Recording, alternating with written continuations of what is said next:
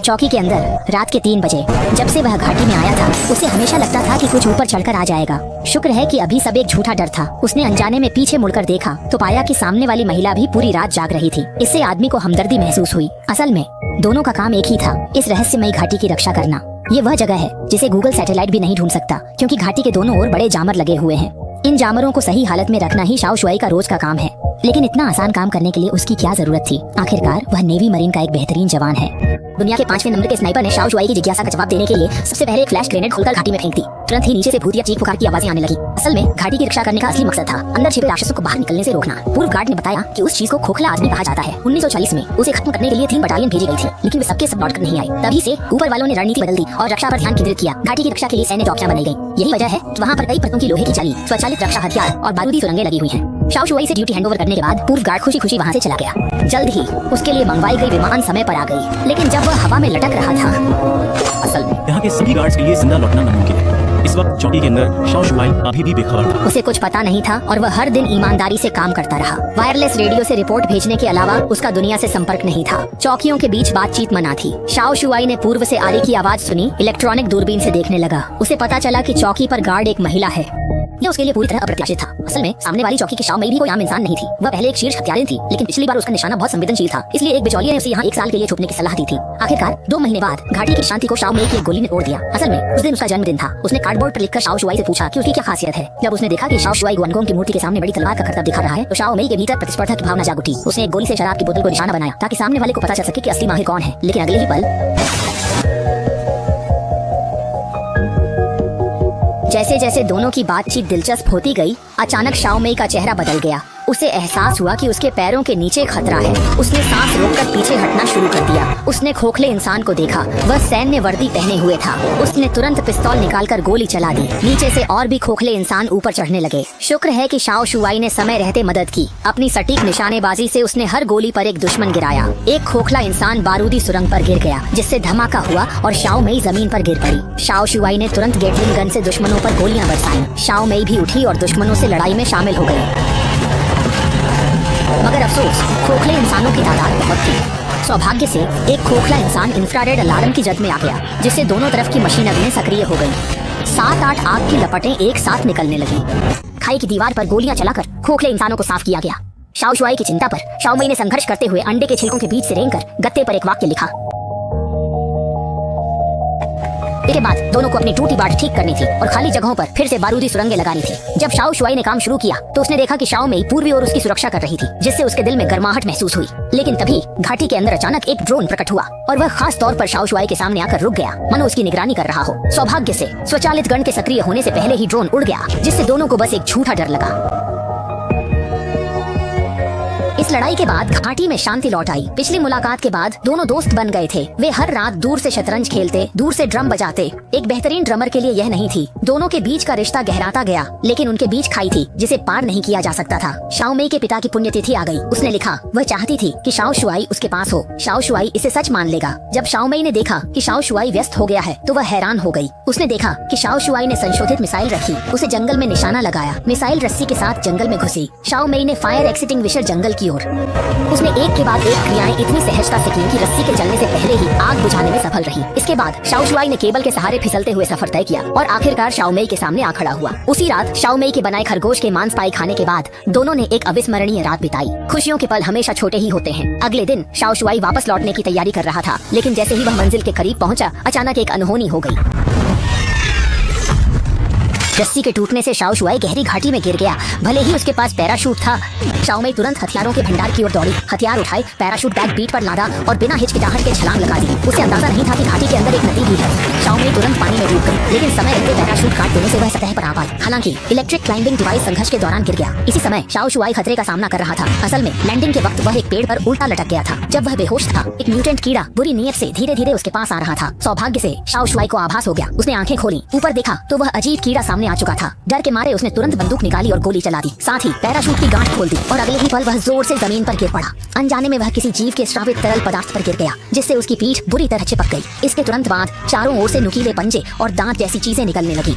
वे उसे खाने ही वाले थे कि संकट की घड़ी में शाओ मी समय पर आ गई और गोली चलाकर उस प्रक्रिया को रोक दिया। जब शाओ शुआन ने देखा कि शाओ मी अपनी जान की परवाह किए बिना उसे बचाने आई है तो वह बहुत भावुक हो गया। इसके बाद दोनों ने मिलकर योजना बनाई कि पूर्वी चट्टान की दीवार तक पहुंचे और टूटी हुई रस्सी के सहारे वापस बढ़ जाएं। लेकिन जैसे ही वे आगे बढ़ रहे थे अचानक एक झोपड़ी से दहाड़ने की आवाज आई, जिससे दोनों डरकर तुरंत बंदूक तानकर सतर्क हो गए। तभी झोपड़ी से दो घुड़सवार बाहर निकले जो दिखने में तो इंसान थे, लेकिन उनके शरीर से शाखाएं निकल रही थी और वे लंबे टेढ़े तलवारें लिए शाओ शुआई और उसके साथियों पर पागलों की तरह हमला करने लगे। सौभाग्य से दोनों ही कई लड़ाइयों के अनुभवी थे और पूरी ताकत से पलटवार करते हुए आखिरकार अपने प्रतियोगियों को हरा दिया। घुड़सवारों की पहनी हुई 40 दशक की सैन्य वर्दी देखकर छोटे शख्स ने पहचान लिया कि वे वही 3 लापता बटालियन के लोग हैं। अजीब बात यह थी कि इतने सालों बाद भी वे जिंदा थे और उन पर भयानक बदलाव भी आ चुके थे। लगता है कि घाटी वाकई में बहुत रहस्यमयी है। बेहतर होगा कि जल्दी से यहाँ से निकल जाएं। लेकिन मुसीबतें कभी अकेले नहीं आती। अचानक छोटी लड़की ने देखा कि उनका ऑटोमेटिक क्लाइंबिंग डिवाइस खो गया है। इससे दोनों एकदम निराश हो गए क्योंकि घाटी की गहराई 500 मीटर है और सिर्फ अपनी ताकत से वापस चढ़ना नामुमकिन है। अब उनके पास एक ही रास्ता बचा था, नदी के साथ साथ चलते हुए बाहर निकलने का रास्ता ढूंढना। इसी तरह दोनों ने अपनी खोज यात्रा शुरू की। रास्ते में हर जगह मरे हुए और बदले हुए जीव नजर आ रहे थे। यह भी समझ नहीं आ रहा था कि वे इंसान हैं या कोई और। बस इतना तय था कि उनके चेहरे बेहद डरावने थे। बुद्ध के लिए भी शब्दों में बयान न की जा सकने वाली पीड़ा हमेशा के लिए जमी हुई थी। बड़ी मुश्किल से वे दोनों डरावने जंगल को पार कर पाए और उनके सामने अचानक एक छोटा सा कस्बा आ गया जो घने कोहरे में लिपटा हुआ और भी ज्यादा रहस्यमय लग रहा था। दोनों ने हिम्मत जुटाकर उसमें कदम रखा। जमीन पर बड़ी बड़ी दरारें थीं जो इस बात का संकेत थी कि यहाँ कभी भूकंप आया था। अचानक आसपास खोखले लोगों की चीखें गूंजने लगी। खुले में रहना अब बिल्कुल भी सुरक्षित नहीं था, इसलिए दोनों ने जोखिम उठाकर सामने देख रही चर्च में शरण ली। लेकिन चर्च के अंदर का नजारा भी रोंगटे खड़े कर देने वाला था। लंबी बेंचों पर सफेद कंकालों की कतारें बैठी थी। छोटे शख्स ने उनके हाथ में पकड़े डिब्बे को उठाया, सूंघा तो पता चला कि उसमें जहरीला साइनाइड था। लगता है कि वे सब आत्महत्या करके मरे थे।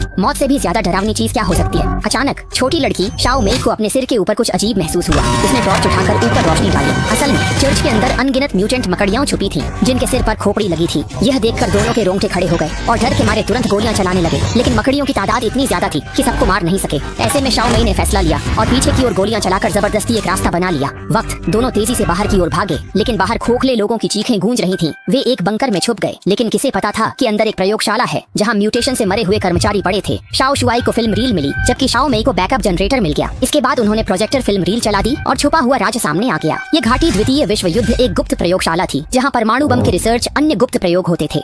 यहाँ जैविक हथियारों पर रिसर्च होती थी। भूकंप से लैब में रिसाव हुआ, जिससे जीवों के जीन आपस में मिल गए और अप्रत्याशित रूप से फ्यूज हो गए। इंसान, पौधों, कीड़ों के जीन घुल मिल गए और भयानक म्यूटेशन वायरस पैदा हुआ। इंसान संक्रमित हो तो 5 दिनों में म्यूटेशन शुरू होता है। घाटी की अनोखी भौगोलिक स्थिति से ये वायरस बाहर नहीं फैल सका। ये जानकर दोनों डर गए और यहाँ से निकलना चाहा। तभी शांग की नजर एक आधुनिक कंप्यूटर पर पड़ी, जिससे उनकी जिज्ञासा बढ़ी। कंप्यूटर खोलने पर उन्हें एक और चौंकाने वाला राज पता चला। असल में चौकी को फंडिंग देने वाला कोई सैन्य संगठन नहीं, बल्कि ब्लैक फॉक्स नामक एक जीन रिसर्च संस्था थी। कई वर्षों से वे चुपचाप ड्रोन भेजकर घाटी से मिश्रित जीन के सैंपल निकालते रहे हैं ताकि अपनी कंपनी के लिए सुपर सोल्जर तैयार कर सकें। और अनजाने में शाओ शुआई और शाओ मेई इस रहस्य को छुपाने वाले चौकीदार बन गए हैं। अगर घाटी का स्थान उजागर हो गया तो वे आत्मविनाश प्रोग्राम शुरू कर देंगे, जिससे घाटी के 4 किलोमीटर के दायरे में सब कुछ तबाह हो जाएगा। सच्चाई जानकर दोनों को अचानक सब समझ में आ गया, इसलिए पहले उन्होंने एक ड्रोन को नीचे से उड़ते हुए देखा था।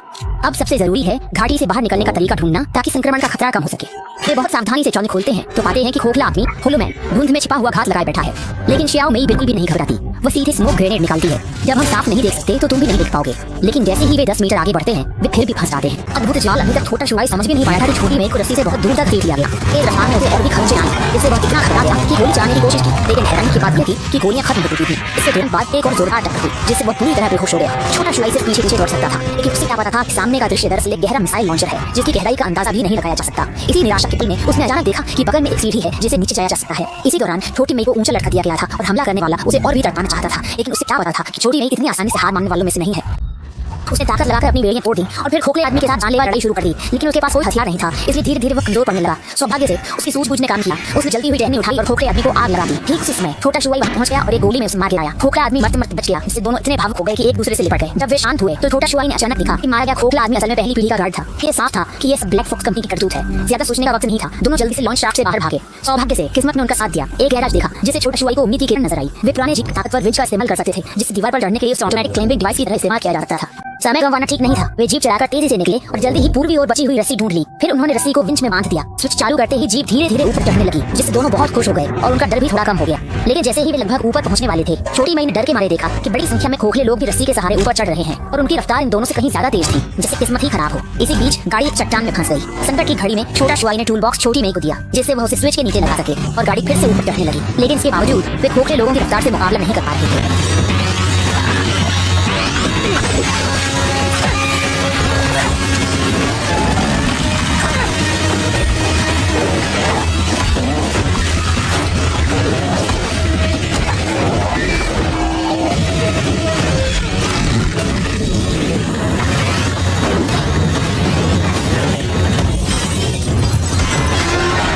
दोनों जीप के नीचे चढ़ने की कोशिश कर सकते थे।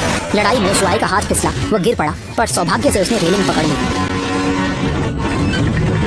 छोटी मेई की सलाह पर उसने सीधे पेट्रोल टैंक में छेद कर दिया, फिर वापस ऊपर चढ़ गई और जलती हुई स्टिक नीचे फेंक दी। एक ही पल में नीचे की रस्सी जल उठी और उस पर चढ़ रहे खोखले लोग नीचे गिर पड़े। जलने से पेट्रोल टैंक में भी विस्फोट हो गया। छोटी मेई की खींचतान से छोटा शिवाई आखिरकार कार की छत पर चढ़ गया ताकि खोखले लोग शंघाई न पहुंच सकें। दोनों ने लड़कों की रस्सी काटने का फैसला किया। आखिरकार दोनों बिना सहारे के वापस वॉच टावर पर चढ़ गए। वे मौत के मुंह से लौटे थे, लेकिन खुश नहीं थे।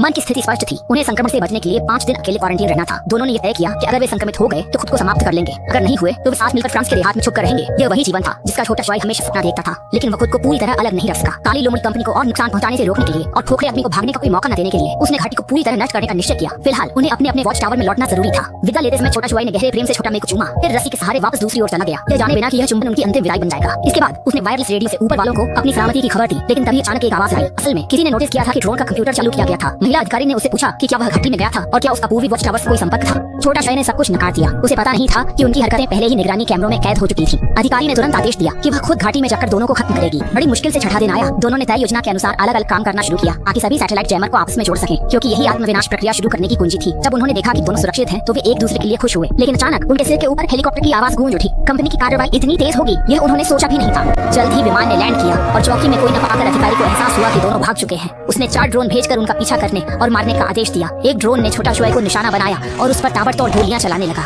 छोटा शिवाई गोलियों से बच गया, पर दुर्भाग्यवश एक पेड़ की डाल गिरने से घायल हो गया। गुस्से में उसने पिस्तौल उठाई और पलटवार करते हुए सीधे उस ड्रोन को मार गिराया। फिर एक और अच्छा स्नाइपिंग पॉइंट मिलने पर उसने दूसरी ड्रोन को भी निशाना बनाया। इसी दौरान छोटी मेई ने भी अपनी बेहतरीन स्नाइपिंग क्षमता के दम पर 2 ड्रोन आसानी से गिरा दिए। लगभग एक ही समय पर दोनों निर्धारित स्थान पर पहुंच गए और फिर उन्होंने सैटेलाइट जैमर को निशाना बनाया। इस समय स्नाइपिंग की दूरी 3.8 किलोमीटर थी, जो उनके जीवन की सबसे बड़ी परीक्षा बनने वाली थी।